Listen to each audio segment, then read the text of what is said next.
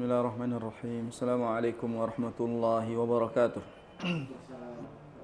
Alhamdulillahi ala ihsanihi wa syukru lahu ala taufiqihi amtinani. Wassalatu wassalamu ala asfiyaihi wa khairi khalqihi wa ala alihi wa ashabihi wa man sanna bi sunnatihi ila yaumi liqa'ihi. Asyhadu an la ilaha illallah ta'ziman bi sya'nihi wa asyhadu anna Muhammadan abduhu wa rasuluhu ad-da'i ila ridwanih. Allahumma salli ala nabiyyina Muhammad wa ala ali Muhammad. Allahumma inna nas'aluka ilman nafi'a wa rizqan tayyiba wa amalan mutaqabbala. Allahumma ati nafsi taqwaha anta waliyuha wa maulaha wa zakkiha anta maulaha wa waliyuha. Allahumma rabbi shrah li sadri wa yassir li amri wahlul 'uqdatan min lisani yafqahu qawli ya arhamar rahimin. Alhamdulillah, segala puji bagi Allah Subhanahu wa taala. Kita masih diberikan kesempatan oleh Allah Subhanahu wa taala untuk melanjutkan kewajiban sebagai seorang hamba, dan semoga Allah Subhanahu wa taala mudahkan segala urusan, lapangkan hati kita, dan semoga Allah Subhanahu wa taala juga membukakan hati kita untuk bisa terus menerima ilmu dan hidayah. Amin ya rabbal alamin. Insyaallah kita akan selesaikan kitab ini, Asyaratu Asbab Linsyirahis Sadr. Ini merupakan pertemuan akhir dari pembahasan kitab ini, dan kita masuk pada dua sebab terakhir, yaitu as-sababut tasi', sebab yang ke-9, dan sebab yang ke-10, sababul ashir, insyaallah taala. Kita bahas dulu dari as-sababu at-tasi'. Semoga Allah Subhanahu wa taala mengampuni, menjaga Syekh Abdul Razzaq bin Abdul Muhsin hafizahumullah taala, dan semoga Allah Subhanahu wa taala merahmati guru-guru kita, menjaga mereka, menjaga hati mereka, dan semoga Allah selalu mengistiqomahkan mereka semua. Amin ya rabbal alamin. As-sababut tasi', sebab yang ke-9 di antara 10 sebab untuk melapangkan dada atau menambah ketenangan hidup adalah tarku fudulil umur, meninggalkan perkara-perkara yang sia-sia. Fudul itu perkara yang sia-sia. Jadi tarku fudulil umur adalah meninggalkan hal yang sia-sia, meninggalkan perkara yang sia-sia. Dan definisi sia-sia itu artinya adalah tidak menghasilkan apapun, bahkan bisa merugikan. Jadi definisi sia-sia adalah sesuatu yang kita kerjakan yang tidak menghasilkan apapun, tambahan kebaikan, tambahan pahala buat kita, namun bisa menjerumuskan kita justru kepada hal-hal yang berbau dosa. Itu definisi sia-sia dalam syariat.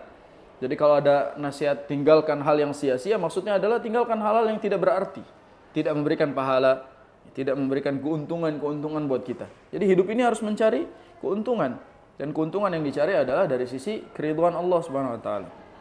Makanya tarku fudulil umur, meninggalkan hal yang sia-sia, itu cara menjaga hati. Cara menjaga hati agar tetap lapang. Cara menjaga hidup agar tetap nyaman. Tinggalkan hal yang tidak berguna buat kita. Masya Allah, nyambung ya sama pembahasan sebelumnya, bahwa ternyata hal-hal yang meninggalkan penyakit-penyakit hati, sosmed dan lain-lain. Sekarang kita dikasih nasihat untuk meninggalkan hal yang tidak bermanfaat. Hal-hal yang sia-sia kita tinggalkan. Famin asbabin syirahis sadr, di antara sebab untuk mendapatkan lapangnya dada adalah siyanatul lisani an fudulil kalam, menjaga lisan dari ucapan yang sia-sia.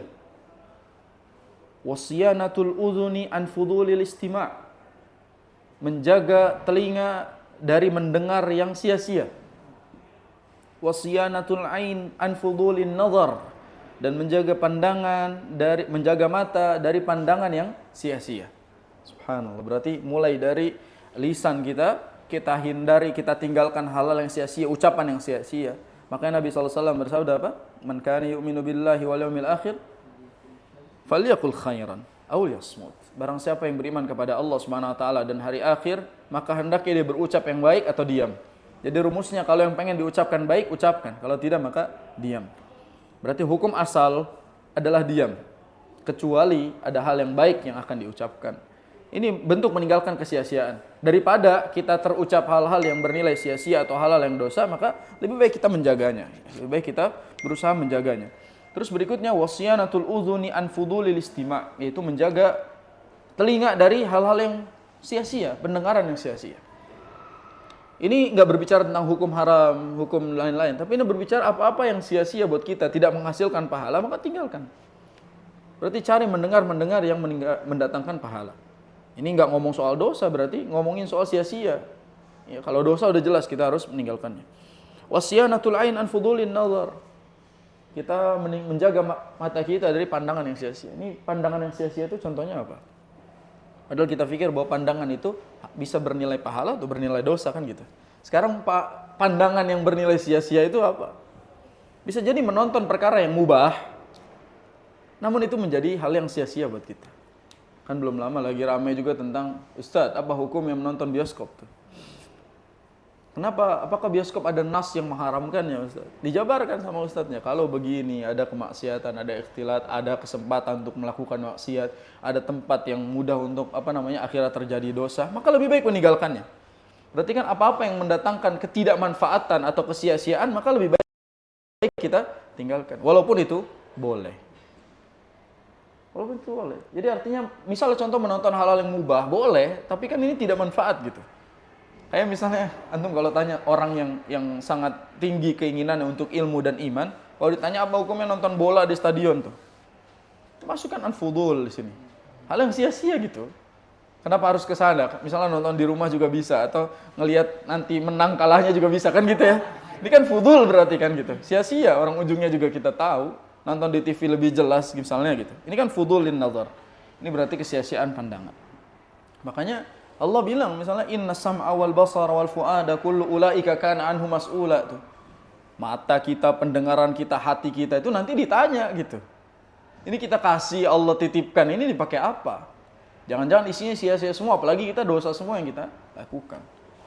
Fanshighalu nafsil insani wa qalbihi bil fudul anil umuril muhimmati wa anil umuril lati takunu biha sa'adatuhu wa falahu wa salahu fi dunyahu wa ukhrahu lahu atharun balighun ala hayatil insan bidhiqi wan nakadi wal haraj. Ini satu ungkapan ya, bahwa menyibukkan jiwa atau hati dengan perkara-perkara yang tidak bermanfaat, dari perkara-perkara yang penting kita hindari perkara-perkara penting untuk hal yang sia-sia yang bisa membuat mendatangkan kebahagiaan, keberhasilan, perbaikan buat diri kita, kita tinggalkan itu. Apa yang dampaknya? Lahu asarun baligh. Dia memberikan dampak yang sangat luar biasa ala hayatil insan, dalam kehidupan manusia, bidhiqi wan nakadi wal haraj. Dengan hadirnya kesempitan, beban hidup dan rasa susah dalam hidup kita. Berarti kan orang-orang yang melakukan hal-hal yang tidak bermanfaat itu, dia telah meninggalkan hal-hal yang luar biasa, yang mendatangkan pahala, mendatangkan efek yang lebih besar, menguntungkan, demi hal-hal yang bisa menyempitkan hatinya. Jadi kayak perbandingan dianggap remeh itu. Daripada nonton bola, mending baca buku. Ini kan kedengarannya aneh ya.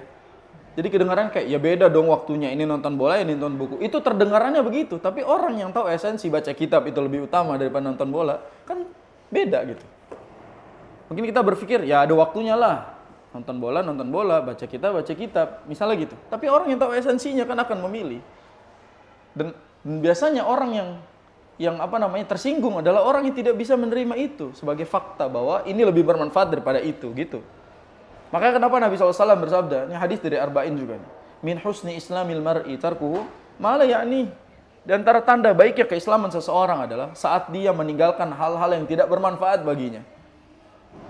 Jadi saat dia meninggalkan hal-hal yang sia-sia buat dia, nggak ada manfaat keuntungannya buat dia, ditinggalkan. Itu nilai kesempurnaan Islam seseorang. Kan ada yang minus dari Islamnya seseorang kalau dia lebih mengutamakan apa-apa yang tidak bermanfaat. Ini kasus terjadi kayak yang Ramadan kemarin itu, tarawih malam 26. Ada pertandingan Indonesia lawan Bahrain ya. Indonesia lawan Bahrain kalau nggak salah.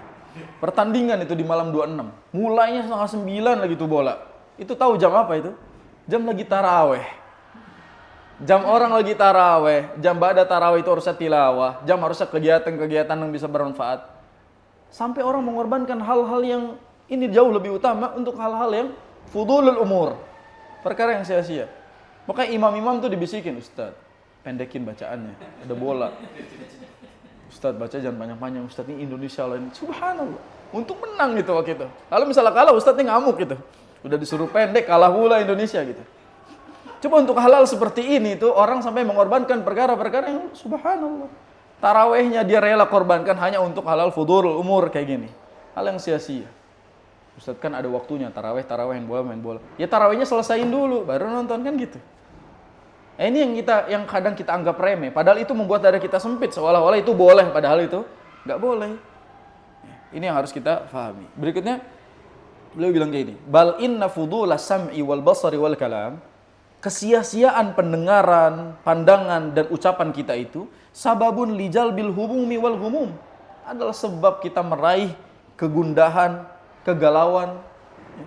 Wa yatarattabu alaihi minal awaqibil wakhimah, itu menghasilkan dampak yang buruk. Ma la yahmaduhul insanu fid dunyahu wa uqbahu, yang manusia itu tahu itu akan menjadi sebab tidak terpujinya dia di dunia dan di akhirat. Jadi kita tuh harusnya tahu bahwa kesia-siaan pendengaran, kesia-siaan mata, kesia-siaan ucapan yang kita lakukan itu berdampak pada kesusahan diri kita sendiri. Dan kita tahu juga bahwasanya ada yang lebih baik daripada itu, namun kita pura-pura gitu. Kita seolah-olah kayak ya udahlah, padahal itu nggak boleh. Kadang-kadang orang-orang yang hatinya lapang itu Allah kasih titik di mana orang nggak berpikir itu sebagai poin yang penting, tapi dia sendiri tahu itu poin penting. Jadi jangan sampai kita berpikir bahwa lu terlalu soleh gitu, lu terlalu alim, lu terlalu begini, ada waktunya kali gitu misalnya. Itu pandangan orang yang tidak Allah lapangkan hatinya. Tapi orang yang lapang hatinya dia tahu bahwa ini lebih penting, ini lebih utama, ini lebih ini gitu. Diperlihatkan oleh Allah Subhanahu wa taala. Wa kam jarra fudulun nazar, lihat Masya Allah. Wa kam jarra fudulun nazari awil kalami awis sama'i. Yang benar tuh sama bukan simak. Di dalam bahasa Arab itu bukan simak yang benar, sama. Banyak orang salah di sini. Ya, wa kam jarra fudulun nazari awil kalami awis sama'i ala sahibihil wailat wal hasarat. Betapa banyak gara-gara hal-hal yang sia-sia dari pandangan, dari ucapan, dari perdengaran yang terjadi bagi orang-orang yang melakukannya itu menghasilkan penyesalan di akhirnya. Dianggap biasa-biasa aja sama dia, tapi ternyata di akhirnya dia nyesal sendiri sama apa yang dia lakuin. Kapan kita merasakan penyesalan itu? Ya nanti pas dihisab gitu. Baru kita bilang bahwa, ya Allah kembalikanlah saya di dunia. Kembalikanlah saya meskipun sebentar misalnya. La'alli a'malu shalihan fima taraktu, agar saya bisa mengerjakan amalan yang dulu saya tinggalkan. Nyesel, waktunya udah habis. Maka dalam hal ini jangan anggap bahwa sesuatu yang nilai manfaat itu boleh diduakan dengan hal yang sia-sia. Poin ini yang melapangkan dada kita dan membuka pikiran kita bahwa ternyata kesempatan tidak datang dua kali. Walihadza yanbaghi lil mu'min an yajtahida fi tahdzibi nafsihi wa an yuzammaha bil akhlaqil fadilah. Hendaknya seorang mukmin itu berusaha untuk membersihkan jiwanya dan mengisinya dengan akhlak yang mulia. War ri'ayati lil adab, dan dia berusaha mempertahankan adab. Wal hifdzi lin nafs, dan dia menjaga jiwanya. Wal bu'di an kulli ma yadhurruha wa yuhlikuha, dan dia berusaha menjauhi apa-apa yang bisa memudaratkan dan membinasakan dirinya. Maka dalam hal ini kita harus lebih mawas diri soal hal-hal yang bisa membuang-buang kesempatan yang Allah kasih. Jadi Allah kasih misalnya 24 jam, kita udah mulai memanage itu. Kita gunakan ini untuk ini, kita gunakan itu untuk itu. Punya waktu tersendiri buat murajaah, punya waktu sendiri buat tilawah, itu harus diatur gitu. Jadi kalau tidak diatur, nanti itu kita hidup ngalir aja. Ketika ngalir, tau-taunya dibawa ke tempat yang buruk, kita nggak terasa. Jadi kalimat hidup itu ngalir aja, itu bagi mereka yang tidak tahu bahwa akhirat itu butuh bekal. Bagi orang-orang yang tidak tahu bahwa nanti ada pertanggungjawaban, dia bilang hidup tuh ngalir aja lah. Dia nggak tahu bahwa nanti ada pertanggungjawaban atas apa yang Allah titipkan. Bukankah kita akan ditanya tentang an umrihi fima afna, tentang umur kita dihabiskan buat apa gitu. Ya, masa yang kayak gini-gini tuh harusnya menyadarkan kita untuk banyak muhasabah. Wa mimma btuliya bihin nasu fi hadzal zaman, subhanallah, karena Syekh Abdul Razak hidup sezaman lah sama kita. Masih ada beliau. Sehingga beliau mengabarkan bahwa ini di antara ujian di zaman kita ini adalah wa fataha lahum abwaban adidatan minal fudul. Allah bukakan pintu-pintu kesia-siaan begitu lebar. Begitu banyak pintu membuat kita sia-sia. Contoh lihat. Anhamakum bin nazari fi syasyatil jawwal. Ini contoh pertama langsung nyelekit ini. Beliau bilang di antara pintu kesia-siaan yang Allah bukakan di zaman sekarang adalah fi syasyatil jawwal, layar HP kita. Baru pertama. Jadi beliau bilang bahwa yang pertama aja beliau sebut yang membuat kita sia-sia adalah an-nazar fi syasyatil jawwal. Terlalu banyak memandang layar handphone. Syasya itu artinya layar. Al-jawwal itu handphone. Wa taqlibus safahati wal mawaqi' talaban li fudulil umur. Terlalu banyak scroll. Taqlibus safahat itu artinya scroll. Terlalu banyak scroll, buka ini, buka itu, membuang-buang waktu. Subhanallah, ditampar poin kedua ini. Allah. Bal wa rubbama sayyi'uha wa zamimuha fatarattaba 'ala dzalika madarratun 'azimah. Atau bahkan dia bukan hanya scroll-scroll yang tidak bermanfaat, namun jadi scroll-scroll hal yang justru menghasilkan dosa. Zaman sekarang orang Masya Allah kan ghaddul basar semuanya itu. Menundukkan pandangannya semua. Pindah ke handphone itu. Gini. Masya Allah. Nunduk, scroll, joget semua isinya. Ini kan bermasalah. Bahkan sekarang akses untuk melihat kemaksiatan jauh lebih mudah dibandingkan orang zaman dulu. Contoh misalnya orang zaman dulu untuk melihat tontonan yang negatif, dia perlu proses. Dia perlu akses yang sangat susah bagi dia. Sekarang orang scroll bisa ngeliat dosa, bisa ngeliat maksiat. Tidak akses sulit untuk untuk melihat hal-hal yang berbau dosa. Kalau dulu film-film yang bebas dipertontonkan itu ada yang ngawasin gitu. Baru ini lolos, ini tidak lolos. Sekarang semuanya lolos di sini. Di handphone kita lolos. Di TV mungkin bisa tidak lolos itu video, tapi di sini kan lolos semuanya. Dan kita bisa mengakses itu dengan mudahnya.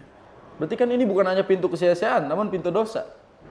Makanya Ustaz Firanda pernah bilang gini, kita ini punya pintu hisab yang tidak dimiliki oleh orang-orang sebelumnya, yaitu hisab sosmed.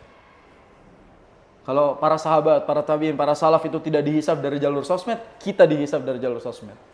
Berarti ada pintu hisab baru buat kita, yaitu pintu hisab lewat jalur sosmed. Ini berhati-hatilah. Semakin banyak sosmed kita, semakin banyak pintu hisab kita. Satu-satu nanti dihisab semuanya. Wal'iyadzubillah. Nas'alullah assalam. Di sini beliau bilang gini. Fatarattaba 'ala dzalika madarratun 'azimah likatsirin minal muslimin fi dinihim wa akhlaqihim. Itu bisa menghasilkan keburukan, mudarat yang sangat besar karena banyaknya kaum muslimin itu yang melakukan hal-hal tersebut. Wa dhayya'a lahum awqatahum. Dia membuang-buang waktunya. Dhayya'a awqatahum. Dia membuang-buang waktu mereka. Wa jarra lahum minal humumi wal ghumumi wa dhiqis suduri sunufan wa alwana. Pada akhirnya menyebabkan kegundahan, kegalauan, overthinking untuk urusan hidupnya, sunufan wa alwana, dengan begitu ragam dan warnanya. Ini kan yang tadi kita bilang bahwa ternyata orang dulu itu nggak ada standar TikTok. Orang sekarang ada standarnya. Orang dulu tuh kalau nikah nggak ada standarnya, kalau punya suami jangan suami patriarki. Sekarang bisa ada standarnya, suami patriarki. Sekarang istri punya jawaban ketika disuruh taat sama suaminya. Dia bilang apa? Emangnya gue pembantu? Dulu nggak ada orang tua kita ngomong kayak gitu ke suami, itu nggak ada gitu. Karena mereka bilang, saya taat karena cinta. Karena cinta saya taat, dengan perintah saya ikuti, saya layani dan segala macam. Sekarang orang bisa jawab kayak gitu. Ngapain kamu nyuruh-nyuruh saya, emang saya pembantu? Itu gara-gara adanya standar sosial media. Sebegitu berbahayanya standar sosial media, membuat kita pada akhirnya semakin sempit pola fikir dan pola akhlaknya. Jadi minimnya akhlak anak zaman sekarang berbanding lurus dengan kedekatannya dengan sosial media. Silakan teliti itu. Pengaruh sosial media terhadap akhlak generasi bangsa, itu bagus itu buat diteliti. Jadi generasi bangsa itu bisa rusak hanya gara-gara sosial media. Antum tahu yang lagi rame itu tentang anak yang kritis protes sama gubernurnya itu. Ya, dia nggak terima wisuda itu nggak ada, dia marah-marah segala macam. Ternyata yang menyebabkan dia kayak gitu ekspektasi sosial media. Karena dia terlalu luas menyelam di sosial media sehingga dia punya ekspektasi yang sangat luas juga di kepalanya, dia harus ungkapkan itu. Sehingga semua normal lewat sama dia. Dia protes sama gubernur, dia marah, saya pengen ada wisuda, saya pengen ada begini, menurut saya begini Pak, keluar semua. Lihat bagaimana sosial media berpengaruh pada kualitas moral dan mental anak zaman sekarang. Subhanallah. Ini gara-gara fudulul umur. Hal yang sia-sia. Sempit hati kita. Makanya saya sering bilang bahwa ternyata sekarang problematika hidup berpengaruh pada problematika sosial media. Sosial media lagi ada masalah apa? Kira-kira itulah masalah kita sehari ke depan. Di sosial media lagi ada masalah selingkuh. Besok istri kita nyari masalah di poin itu. Dia nyari celah di poin itu. Dia akan cari celah masalah di yang lagi viral itu. Dia curiga, dia overthinking, dia segala macam. Jadi ini kan bermasalah gara-gara fudulul umur. menyebabkan madharatun azimah. Menurut saya, Syekh Abdul Razak ketika menulis atau menjelaskan kitab ini, beliau juga nggak tahu tuh yang namanya standar TikTok. Tapi masuk nggak pembahasannya? Begitulah ulama memandang komprehensifnya masalah umat, sehingga dia memberikan solusi yang komprehensif juga buat kita, menyeluruh. Subhanallah. Nasallallahu alaihi. Sekali lagi semoga Allah menjaga kita. Yang terakhir as-sababul asyir, sebab yang ke-10 adalah ini sebab yang beliau Ibnul Qayyim termasuk membukanya dengan tauhid, menutupnya dengan ittiba'. Jadi di antara 10 sebab untuk melapangkan dada, yang pertama kan tauhid, yang kedua ittiba', mengikuti sunnah Rasul SAW. Jadi dibuka dan ditutup dengan poin paling penting. Seolah yang tengah-tengah itu nggak ada apa-apanya, kalau nomor 1, nomor 10 itu nggak ada. Ini apa yang disebutkan as-sababul asyir, sebab yang 10 adalah husnut tiba'in nabiyil karim sallallahu alaihi wasallam, yaitu berittiba, mencontoh, meneladani Rasul kita yang mulia sallallahu alaihi wasallam. Itu diantara sebab lapangnya dada kita. Ikuti aja Rasul hidupnya. Nah, sekarang muncul lagi ungkapan bahwa ya jangan bandingin lah beda kita sama Rasul. Coba kamu pelajari deh bagaimana kisah Khadijah, bagaimana kisah Aisyah. Dia akan bilang apa? Ya bedalah saya sama Aisyah. Akan ada ungkapan begitu. Memangnya kamu Rasul? Ya bedalah. Ada ungkapan begitu. Padahal kita ini diminta untuk meneladani mereka, mencontoh mereka, mengambil pelajaran dari kehidupan mereka. Tapi orang sekarang membantainya demikian. Jangan samakan hidup kita dengan hidup Rasul. Kita memiliki medan yang berbeda dengan Rasul, sehingga kita tidak perlu mencontoh beliau. Subhanallah. Sampai teman saya di kelas itu ada yang tanya, Ustaz, memangnya poligami itu masih relevan di zaman ini, Ustaz? Dia bilang gitu. Ada kata-kata relevan, padahal poligami syariat. Soal dia ngamalin atau enggak, kata-kata relevan ini enggak pantas buat syariat. Soalnya syariat itu ada relevan dan tidak relevan. Enggak boleh gitu.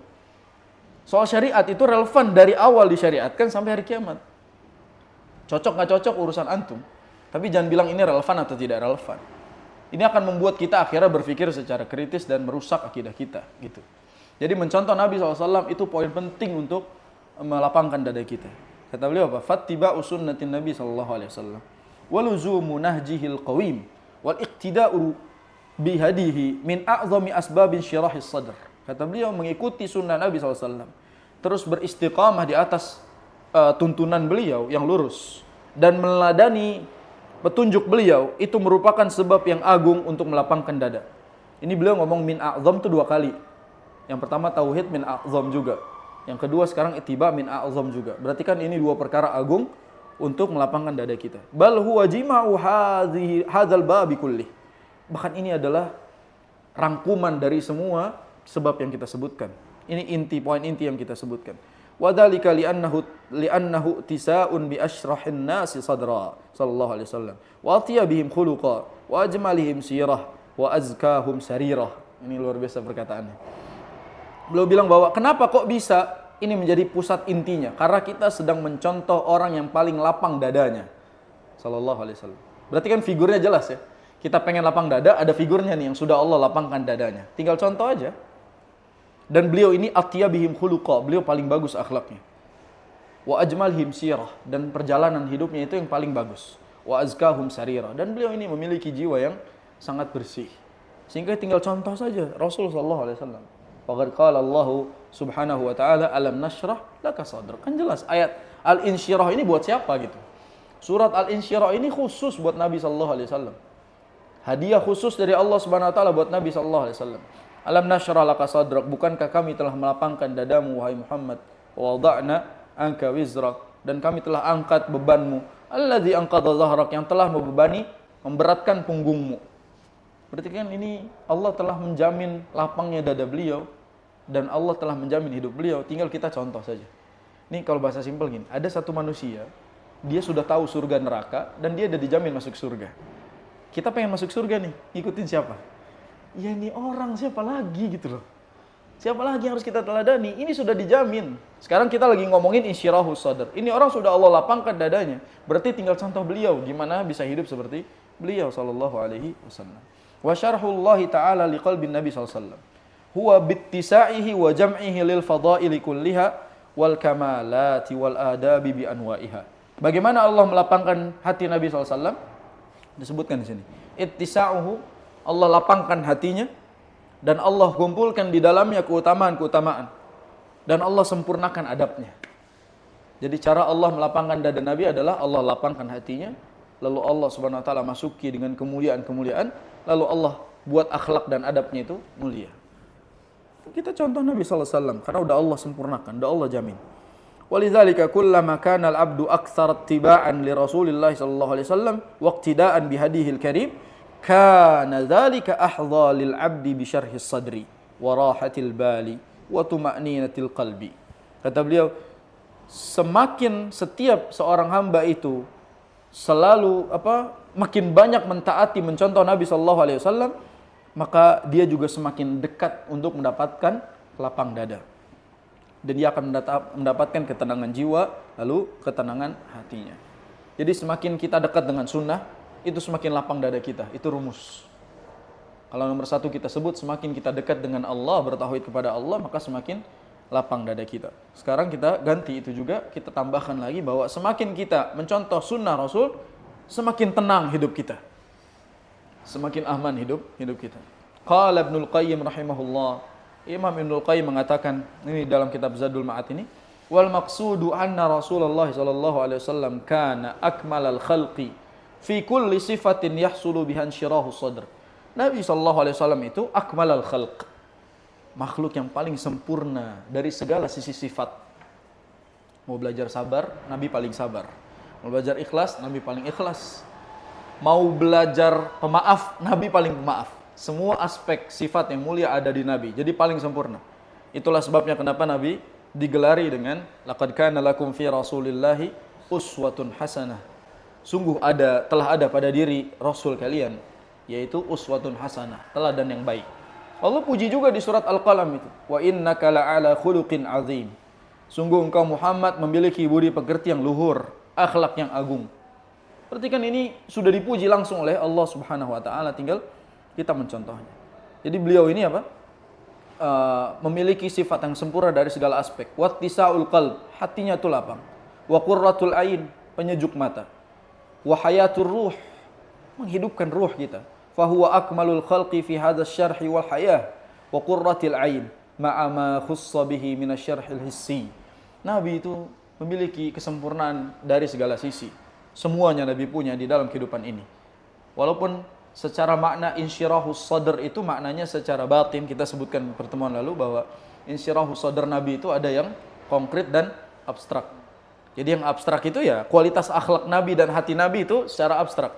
Secara konkret kan Nabi SAW itu beneran dilapangkan dadanya, dibelah dada. Makanya di sini disebutkan ma'ama khussa bihi minasyarhil hissi.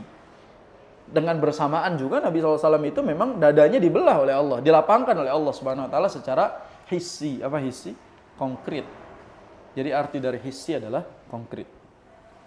Wa akmalul khalqi mutaba'atan lahu akmaluhum insyirahan wa ladzatan wa qurrata ain. Dan akhlak yang sempurna itu bisa mendatangkan kesempurnaan dalam lapangnya hati kita. Wa ala hasabi mutaba'atihi yunalul 'abdu min syirahi sadrihi. Ini harus digarisbawahi ini. Wa ala hasabi mutaba'atihi yunalul 'abdu min insyirahi sadrihi. Semakin seorang hamba mutaba'ah, mencontoh Nabi sallallahu alaihi wasallam, maka dia akan mendapatkan lapangnya dada. Wa qurrati ainihi, ya, menyejuk matanya. Wa lazzati ruhihi ma yunal. Dia akan mendapatkan lezatnya ruh dalam kehidupan dia. Fa huwa sallallahu alaihi wasallam fi dzirwatil kamali min syarhis sadri. Beliau itu ada di level yang sempurna dalam lapang dada. Wa raf'iz dzikri, dan penyebutan yang tinggi. Raf'iz dzikri itu disebutkan sama Allah surat Al-Insyirah. Wa rafa'na laka dzikrak. Kami angkat penyebutan. Para ulama tafsir menyebut kami angkat penyebutannya karena nama Nabi selalu disebut setiap hari. Bahkan setiap waktu. Dalam azan. Asyhadu an la ilaha illallah wa asyhadu anna Muhammadan Rasulullah. Dan ternyata secara fakta setiap waktu itu ada yang azan di alam semesta ini. Kan waktu beda-beda kan. Waktu sholat itu beda-beda. Jadi setiap waktu itu ada yang azan. Berarti setiap detiknya, setiap waktunya itu disebut nama Nabi SAW. Ditinggikan karena Allah sejajarkan nama beliau dengan syahadat. Berarti Allah angkat namanya, penyebutan namanya. Wa wad'il wizr, diangkat bebannya. Wa li atba'ihi min dzalika bihasabi nasibihim min ittibaihi wallahu musta'an. Jadi Allah Subhanahu wa taala akan buat para pengikutnya juga berada di level itu kalau kita mau mencontoh beliau. Semoga Allah Subhanahu wa taala yang menolong. Wallahul musta'an, artinya Allah adalah sebaik-baik penolong.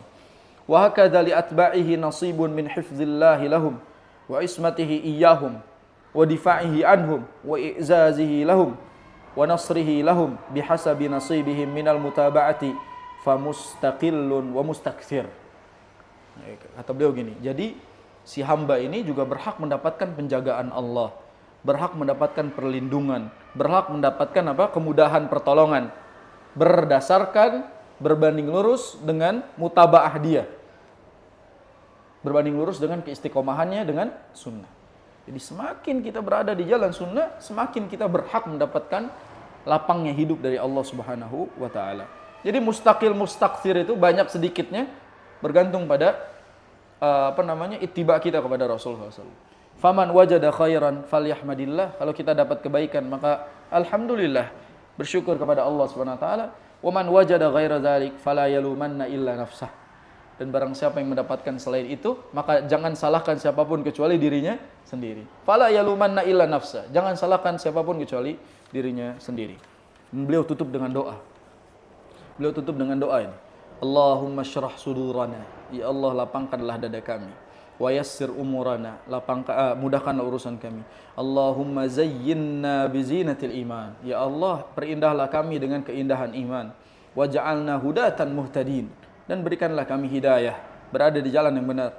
Wa yassir lana sulukas siratil mustaqim. Mudahkanlah kami untuk berada di jalan yang lurus. Siratal ladzina an'amta 'alaihim minan nabiyyin was-siddiqin wasyuhada'i was-shalihin. Jalan orang-orang yang Engkau berikan kenikmatan dari para nabi, orang-orang siddiq, orang-orang yang jujur, dan orang-orang yang syuhada, lalu orang-orang yang saleh. Wa hasuna ulaika rafiqa. Innaka sami'ud du'a wa ahlur raja wa anta hasbuna wa ni'mal wakil. Walhamdulillahi rabbil alamin. Wa sallallahu ala nabiyyina Muhammadin wa ala alihi wa sahbihi wa sallam. Selesai sudah pembahasan kitab ini, dan beliau tutup dengan doa yang sangat indah bahwa kita juga harus berdoa kepada Allah dengan doa ini. Rabbi syrah li sadri wa yassir li amri. Ya Allah, lapangkanlah dadaku dan mudahkanlah segala urusanku. Ini berarti lapangnya dada itu saking pentingnya Allah Subhanahu wa taala perintahkan para hamba untuk mempersiapkan segala sebab-sebabnya ini. Karena adanya 10 sebab ini, sebab Allah yang turunkan ilmu itu kepada mereka. Kalau bukan karena Allah yang kasih ke Ibnul Qayyim, kan gak mungkin beliau nulis tentang 10 sebab ini. Kalau bukan karena Allah yang kasih ilmu itu kepada Syekh Abdul Razak, gak mungkin beliau juga bisa nulis penjelasan ini. Sehingga Allah yang menginginkan kita mempelajari 10 sebab ini. Dan dari situ, kita insya Allah mendapatkan lapangnya dada sesuai dengan sebab-sebab yang disebutkan. Lagi-lagi sama seperti pembahasan kitab sebelumnya, angka, jumlah, teori itu tidak berguna sampai benar-benar diamalkan, sampai benar-benar diaplikasikan, barulah itu menjadi ilmu yang bermanfaat bagi kita. Jadi kalau kita menyelesaikan satu kitab, biasakan untuk berdoa, ya Allah, buat saya mengamalkan isi dari kitab yang telah saya selesai mempelajarinya. Hadza wallahu a'lam bishawab. Kurang lebihnya mohon maaf, pasti dari awal pembahasan kitab sampai akhir banyak salah, baik dari segi baca, penjelasan atau penyampaian materi. Semoga Allah ampuni dan bisa dimaafkan. Subhanakallahumma bihamdika asyhadu an la ilaha illa anta astaghfiruka wa atubu ilaik. Dengan ini kita tutup kitab Asyaratu Asbabin Linsyarahi Sadr, dan akan dibahas dengan kitab yang lain insyaallah taala. Assalamualaikum warahmatullahi wabarakatuh.